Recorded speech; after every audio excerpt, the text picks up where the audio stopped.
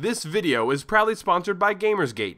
Download games anytime, anywhere. Visit Gamersgate.com.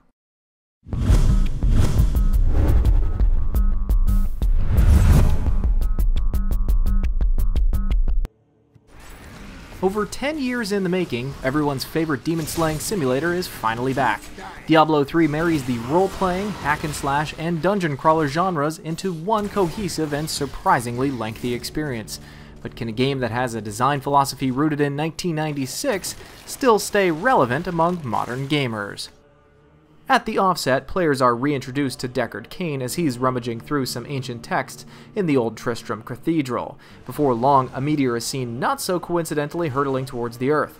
Crashing through the cathedral, Cain is lost among the rubble, but his young niece Leah escapes and makes her way to New Tristram. This is where you come in. Seeing the meteor's approach, you make your way towards New Tristram in hope of finding evil to slay and innocence to save. As you assist Leah in finding her uncle and cleansing the catacombs beneath the cathedral, the plot unveils. Angels, demons, and the fate of the world is on the agenda. It isn't the most original story ever told, but it stays true to the source material. While definitely not front and center, the story failed to enthrall us. Certain character voices fall into old fantasy RPG cliches, which wouldn't be too bad if it weren't for the incredibly predictable plot and narrative of the game. On the plus side, the cinematics ending each act are simply incredible and a true joy to behold. Throughout the game, you'll be traveling from one demon-infested land to the next, leaving the corpses of countless satanic minions and savage beasts in your wake. Most of the locations and dungeons have very unique designs, with color palettes constantly being switched. The dungeons are randomized, meaning that for each playthrough, they'll have vastly different layouts while still keeping the same look and feel.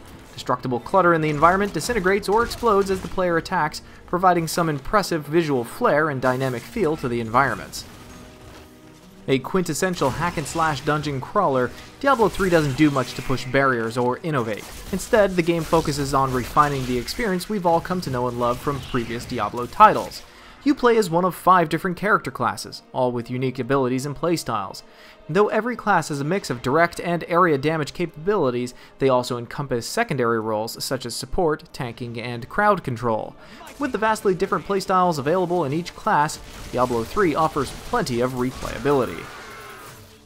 Broken down into 5 classes, Diablo 3 slightly changes up the character experience compared to Diablos 1 and 2. Each class has 6 different active abilities and 3 passive abilities equipped at any given time. Every ability slot is treated as its own progression tree, with 4 different unlockable abilities, which in turn have 5 unlockable runes. A rune is an ability augmenter that changes the nature of an ability, boiling down to extra effects on the ability in question, but more drastic changes also exist. It's a great system that makes trying out different builds incredibly fun and rewarding. With all these shiny new abilities, it comes as no surprise that the forces of evil have decided to meet you head-on. Diablo 3 has too many enemy types to count, most of which have very unique designs and attacks, though some do fill similar roles. Basic swarmer enemies are dealt with by spectacular area of effect attacks, while harder special and rare enemies put up more of a challenge. Depending on the class you choose, your first playthrough could end up being disappointingly easy with overpowered attacks and anticlimactic boss fights. Luckily, once you reach the Nightmare difficulty and beyond, that problem disappears, and the horrifying yet incredibly satisfying gameplay truly begins. It sounds strange to say that the defining characteristics of such a big game is the loot, but with Diablo 3 that is undeniably the case. Items improve crucial stats like strength, dexterity, intelligence, vitality, and more. Depending on your class, you'll want to heavily focus on one stat in particular, though every stat has a purpose for every class, making hybrid builds an interesting possibility. Some enemies drop a moderate amount of gold or a standard quality weapon or piece of armor. Usually you'll want to ignore these completely common items, as they aren't worth much and take up precious inventory space better reserved for more valuable loot. It's a carrot and stick mechanic that does a better job than anything of keeping you immersed in the game.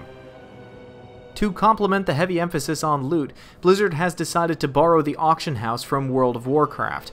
If you find a fat piece of loot that you either don't need or can't use yourself, you can put it up for auction. Similarly, if you want to give yourself a little boost, you can browse the auction house for upgrades.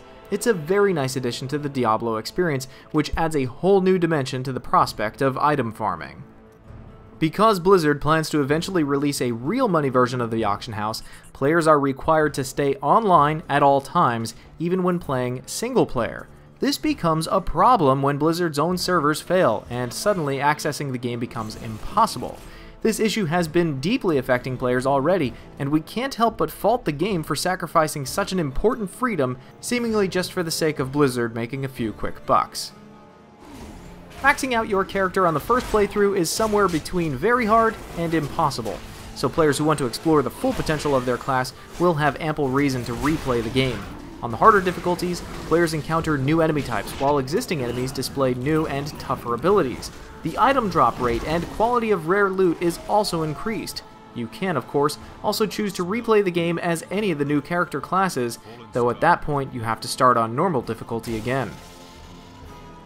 Diablo 3 allows you to play through the entire campaign with up to 3 friends. It uses the Real ID system now ingrained in Blizzard's Battle.net service. It's a decent system that makes finding friends and joining their adventure a breeze.